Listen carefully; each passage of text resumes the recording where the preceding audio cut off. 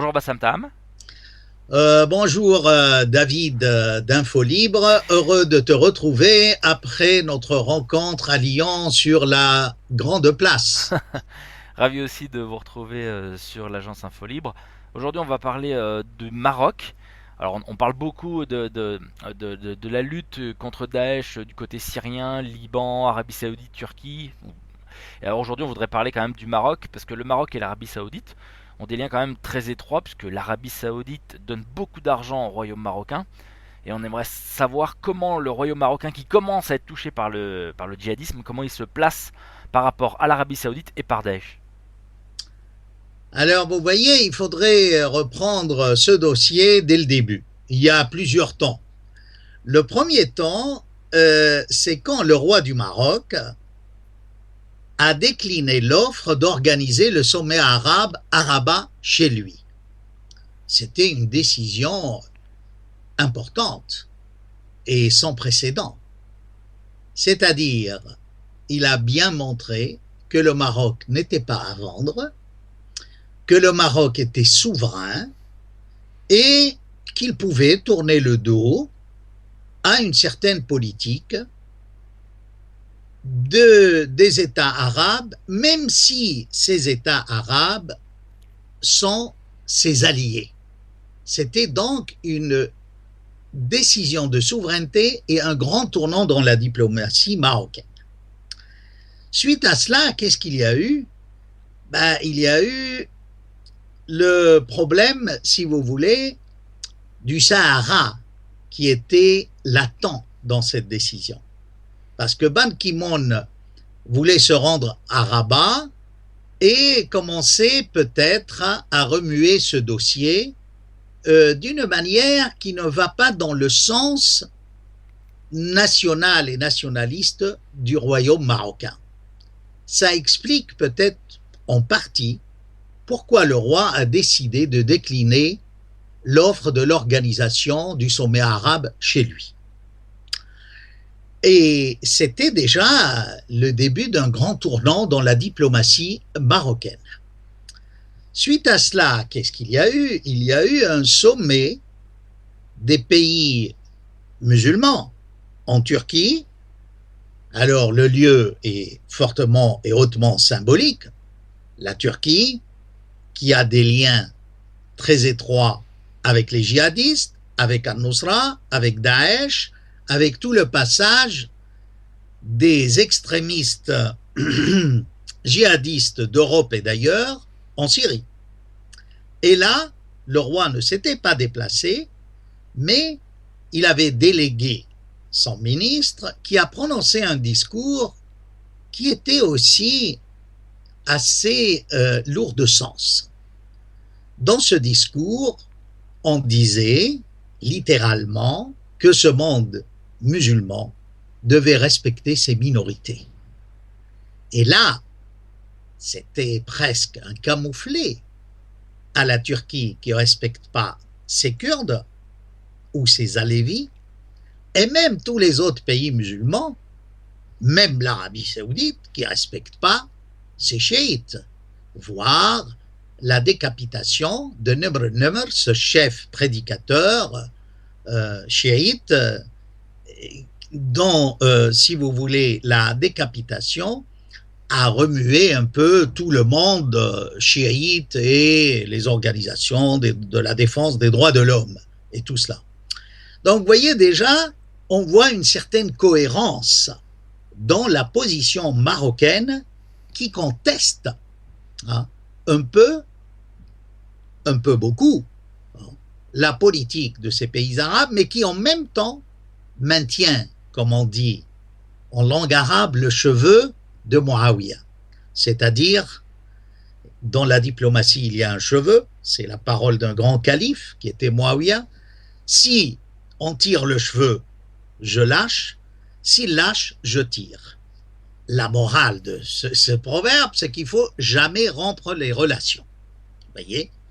Donc, il est là sur la corde raide en affirmant sa souveraineté vis-à-vis de ses alliés du Golfe et en même temps, il a sa propre politique. Il a besoin des investissements. Alors, suite à cela, qu'est-ce qu'il y a eu? Il y a eu évidemment son voyage en Russie. Alors, son voyage en Russie est venu même avant le sommet islamique à Istanbul. C'était aussi très important dans la mesure où Mohammed VI a dit oui à l'intervention russe syrienne. Et il a rééquilibré sa politique extérieure en allant vers l'autre pôle qui est la Russie de Poutine aujourd'hui et qui montre son efficacité. L'intervention de Poutine en Syrie était un défi pour les Américains, pour l'Europe, pour les Occidentaux. Il en est de même pour l'Ukraine, pour la Crimée. Aujourd'hui, Poutine est l'homme fort du monde, qu'on le veuille ou non, qu'on aime les Russes ou pas. Vous voyez.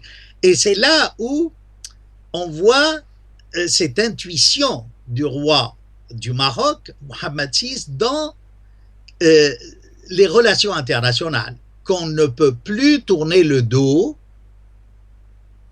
à la Russie. D'autant plus que la Russie n'envoie plus ses touristes en Turquie, qu'il y a des sanctions contre la Russie. Donc là, il y a une faille et il faut s'y introduire et faire profiter le Maroc. C'est ce qu'il a fait.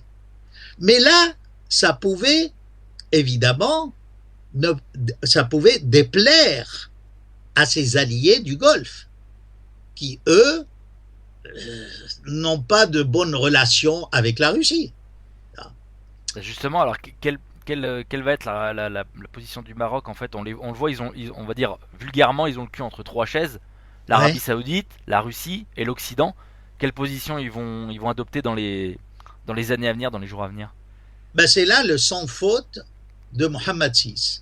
Il a fait vraiment un parcours, passez-moi le terme de sans faute emprunté au sport hippique, mais il a, pour ainsi dire, sauté tous les obstacles avec grande maestria, hein, et ce qui incarne cela vraiment, c'est sa visite au Conseil du Golfe et son discours. Ce discours, honnêtement, mériterait une étude détaillée, analytique. C'est un discours qui fera date dans l'histoire, non seulement de la diplomatie marocaine, mais de la diplomatie arabe. Alors, moi j'invite tout le monde à écouter. C'est dommage que le discours n'ait pas été traduit en français, mais c'est un chef-d'œuvre du genre. Euh, alors, permettez-moi de souligner quelques aspects de ce discours. Le roi du Maroc, droit dans ses bottes, si je puis dire, a affirmé dans ce discours qu'il y avait des complots pour déstabiliser le monde arabe. Comme il y a eu des complots, des plans, ce sont ses propres termes, qui ont déstabilisé, et il cite la Syrie, l'Irak, la Libye. Mais quand il arrive au Yémen, il dit, je comprends que vous avez dépensé beaucoup pour rétablir la légitimité au Yémen. Vous voyez comment le roi ménage la chèvre et le chou. Il critique. Il y a beaucoup de sous-entendus. Ça peut viser les gens, ses hôtes. Mais en même temps, il leur donne raison. Hein. C'est un discours très diplomate qui essaye un peu de faire comprendre aux gens du Golfe que vous avez intérêt à investir au Maroc. D'ailleurs, il le rappelle pour le Sahara occidental, entre parenthèses, hein, et tous les pays du Golfe ont des projets d'investir au Sahara hein, occidental. Donc, ils n'ont pas intérêt à lâcher le roi du Maroc dans sa quête, dans sa demande qui exige l'unité territoriale en y intégrant le Sahara occidental, qui pour lui est Sahara marocain. Et là, il le rappelle historiquement que lors de la marche verte en 1975, tous ces pays du Golfe avaient des représentants dans cette marche verte, et même le prince des Émirats y a participé, il n'avait que 14 ans. Vous voyez des détails très bien choisis. Et alors, pourquoi les pays du Golfe cherchent à investir au Maroc? C'est pour diversifier. Parce qu'ils savent très bien, ils ont vu après la Libye, l'histoire de la Libye et de l'Iran, que beaucoup d'investissements en Occident ont disparu complètement, ont été gelés, hein, et peut-être qu'en investissant dans un pays arabe, ce serait plus sûr. Donc, et là, ils sont pris à leur propre jeu. Et c'est le roi du Maroc qui gagne, il a parti. Hein. Vous voulez investir chez nous? Welcome. Hein. Ahlan wa sahlan, comme on dit en arabe. Soyez les bienvenus. Mais en même temps, il faudrait être de mon côté dans la défense du Sahara. Et c'est ce qui a été fait.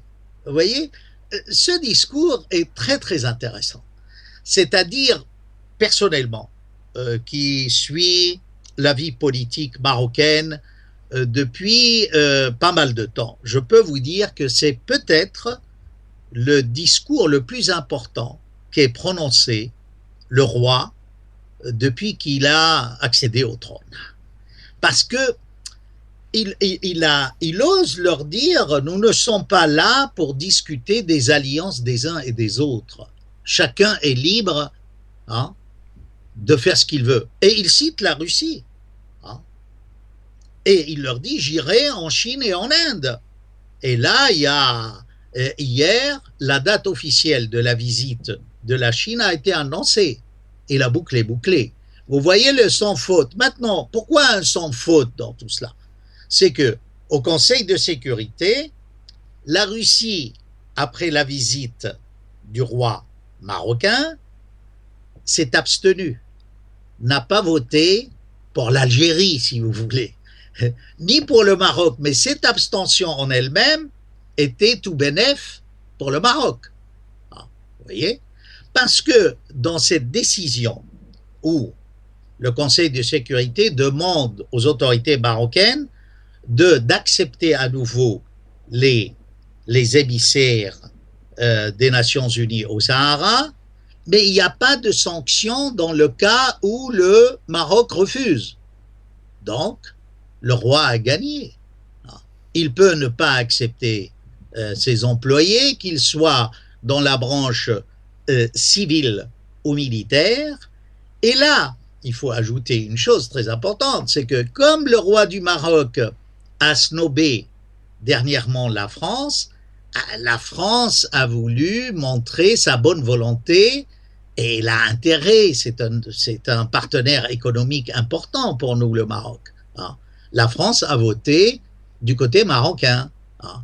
Et voilà, si vous voulez, si on poursuit les différents temps depuis que le roi a décliné l'organisation du sommet arabe jusqu'à la visite en Chine et bientôt en Inde, qui est annoncée dans le discours, le Maroc, comme je l'ai déjà dit, est vraiment un pôle diplomatique arabo-musulman très important, qui affirme son indépendance vis-à-vis des pays du Golfe, vis-à-vis de l'Occident, hein, et c'est également une défaite pour les Américains.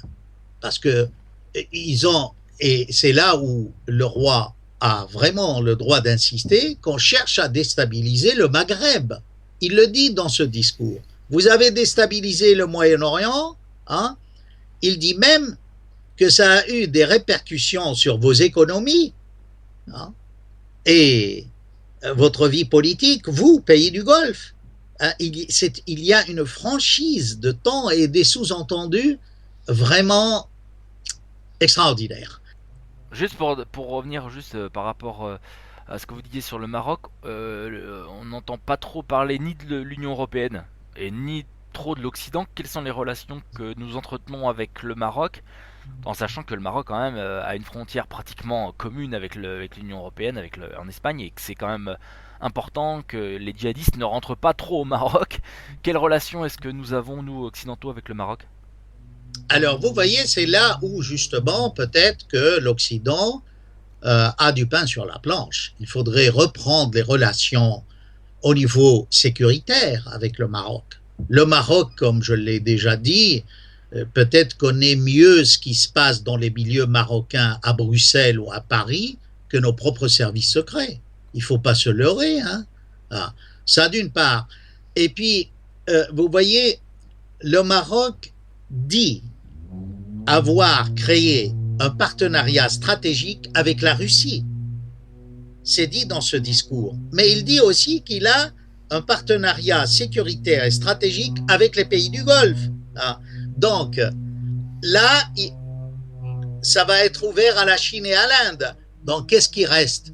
Que les pays qui traditionnellement sont amis du Maroc, c'est à eux de jouer maintenant et de ne pas euh, pratiquer la politique du siège vide. Mais je crois que, enfin, les responsables vont le comprendre. Le fait que la France s'est rangée au Conseil de sécurité du côté des intérêts marocains pour le Sahara occidental était comment un préambule à peut-être à nouveau un partenariat sécuritaire avec le Maroc. Maintenant, ce qu'il y a qui va pas, si vous voulez, c'est que l'Europe elle-même n'a pas de vision très claire. Et je crois que Merkel est en train de rouler l'Europe dans la farine. Mais c'est un autre sujet. Inch'Allah, j'en parlerai une autre fois de le désastre de la politique de Merkel face à la Turquie avec cette histoire de lever, n'est-ce pas, de visa, que les Turcs peuvent circuler dans les pays de l'accord de Schengen et tout ça. Voilà. Pour conclure juste avec le Maroc, alors vous avez dit que le Maroc allait bientôt visiter la Chine officiellement et ensuite l'Inde. Qu'est-ce qu'ils vont aller chercher à votre avis dans ces deux pays? Vous savez, la Chine, quand elle travaille à l'étranger, elle respecte les pays où elle travaille. Le plus bel exemple, c'est tous les investissements chinois en Afrique. Il y a un respect de la culture. Et puis la Chine a ça de positif dans son histoire, c'est qu'elle n'a pas colonisé le monde arabo-musulman. Et puis, il ne faut pas oublier également que la Chine a un problème avec les Ouïghours islamistes. Tous les Ouïghours ne sont pas islamistes, mais il y a des terroristes parmi eux. Et que là, comme dit Mohammed VI dans ce discours aussi, que le terrorisme n'est pas uniquement l'affaire des pays du Golfe, du Maroc, c'est une affaire mondiale. Et là, peut-être, c'est intéressant aussi, même non seulement pour les affaires politiques de lutte antiterroriste, mais pour les investissements économiques, qui sait, pour l'armement. Vous savez, la Chine. Et là, l'Arabie saoudite ne peut pas reprocher au roi, par exemple, d'acheter, admettons, des missiles à la Chine, puisque elle-même a acheté des missiles à la Chine. Voyez-vous, c'est là où je trouve que, évidemment, ce discours est d'inspiration royale, c'est-à-dire c'est le roi qui, c'est lui le numéro un de la diplomatie. Mais peut-être le lauréat de conseillers et d'experts auprès du roi, euh, pour une fois dans l'histoire, je dirais, du Maroc contemporain, ont fait un travail excellent. Hein. Et là, d'ailleurs, remarquez qu'ici en France, personne n'en parle. Hein. Non, il y a une occultation, mais totale, sur la politique du Maroc et tout cela. Par contre, on vous parle de je ne sais qui a pincé les fesses de je ne sais qui à l'Assemblée nationale. Ça vous montre à quel point la vie politique française et les médias français sont vraiment à côté de la plaque. Je vous remercie Bassam Tam pour cet éclairage sur le Maroc pour ce mois-ci. On se retrouve certainement très bientôt pour une nouvelle interview sur l'agence Info Libre. À très bientôt Bassam Tam. À bientôt. Merci Info Libre. Merci.